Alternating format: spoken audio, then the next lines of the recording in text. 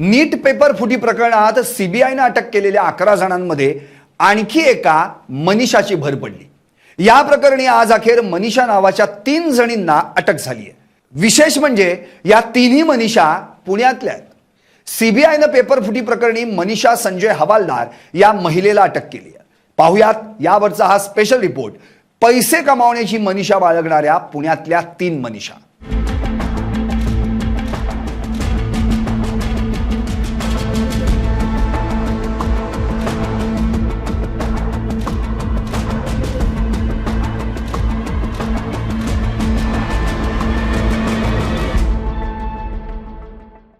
नमस्कार, मी संदीप आणि तुम्ही पाहता एलएस मराठी।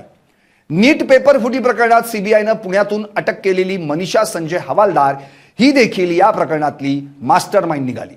काल शुक्रवारी तिला पुण्यातील सदाशिव पेठेतून अटक करण्यात आली।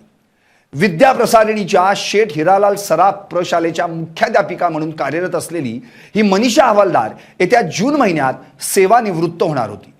एनटीएने तिची पेपर प्रक्रियेसाठी तज्ज्ञ म्हणून नियुक्ती केली होती। तिने फिजिक्स म्हणजेच भौतिक शास्त्राचे प्रश्न लीक केल्याचा आरोप आहे। यापूर्वी अटक झालेल्या मनीषा मांढरे सोबत मिळून तिने भौतिक शास्त्राचे काही प्रश्न लीक केले होते। हे सर्व प्रश्न तपासण्यात आले आणि हेच लीक झालेले प्रश्न नीटच्या पेपरमध्ये आल्याचे आढळले। विशेष म्हणजे या पेपरफुटी प्रकरणात यापूर्वी मनीषा मांढरे आणि मनीषा वाघमारे या दोघींना अटक झाली आहे। आता मनीषा हवालदार हिला अटक झाल्यानं त्यात आणखी एका मनीषाची भर पडली आहे। पहिली मनीषा म्हणजे मनीषा मांढरे ही पुण्यातील मॉडर्न कॉलेजमध्ये जीवशास्त्राची अध्यापिका होती। तिने बायोलॉजीचा पेपर फोडला। नुकतीच अटक झालेली दुसरी मनीषा म्हणजे मनीषा हवालदार ही शेठ हिरालाल सराफ प्रशालेची मुख्याध्यापिका होती। तिने फिजिक्सचा पेपर फोडला। तर तिसरी मनीषा म्हणजे मनीषा वाघमारे जी ब्युटी पार्लर चालक होती। तिने मनीषा मांढरेच्या क्लासेससाठी विद्यार्थी गोळा करण्याचं काम केलं। केमिस्ट्रीचा पेपर प्राध्यापक पी व्ही कुलकर्णीने फोडला। मनीषा मांढरेनं बायोलॉजीचा पेपर फोडला तर मनीषा हवालदारनं फिजिक्सचा पेपर फोडला। सीबीआयच्या तपासात मनीषा हवालदार ही नीटच्या प्रक्रियेशी थेट संबंधित असल्याचं समोर आलंय।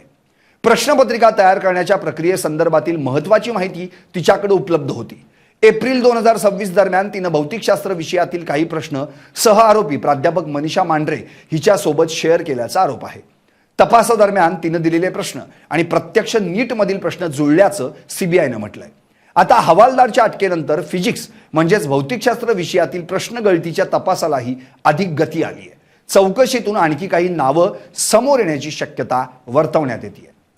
या प्रकरणाची संस्था किंवा शाळेचा कोणताही संबंध नसून संबंधित शिक्षकेच्या वैयक्तिक कृतीसाठी संस्थेला जबाबदार धरता येणार नाही असंही म्हटलं गेलंय। निरपराध शिक्षक, कर्मचारी आणि विद्यार्थ्यांची बदनामी होऊ नये अशी अपेक्षाही संस्थेकडून व्यक्त करण्यात आली आहे। या प्रकरणात सीबीआयने देशभरातील विविध ठिकाणी छापेमारी केली आहे। अनेक महत्त्वाची कागदपत्र, लॅपटॉप, बँक स्टेटमेंट्स आणि मोबाईल फोन जप्त केलेत। जप्त साहित्याचं सविस्तर विश्लेषण सुरू आहे। तपासात प्रश्नपत्रिका लीक होण्याचा मूळ स्रोत समोर आलाय। लाखो रुपये घेऊन विद्यार्थ्यांना विशेष कोचिंग क्लासेसमध्ये प्रश्न पुरवणाऱ्या दलालांनाही ओळखून अटक करण्यात आली आहे। नीट पेपर फुटी प्रकरणात सीबीआयने आतापर्यंत 11 लोकांना अटक केली आहे।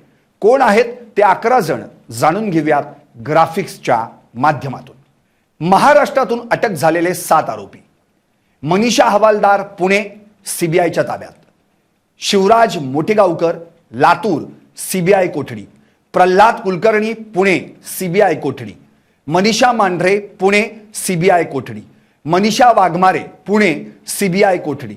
शुभम खैरनार नाशिक सीबीआय कोठडी। धनंजय लोखंडे अहिल्यानगर न्यायालयीन कोठडी। परराज्यातून अटक झालेले 4 आरोपी। दिनेश बिवाल न्यायालयीन कोठडी। मांगीलाल बिवाल न्यायालयीन कोठडी।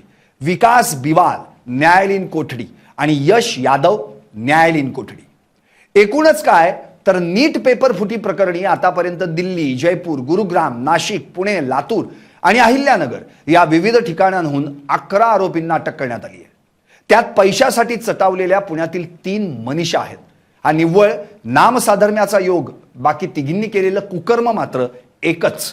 बाकी काय? तुम्हाला काय वाटतं? व्हा व्यक्त आणि पाहत रहा एलएस मराठी फक्त।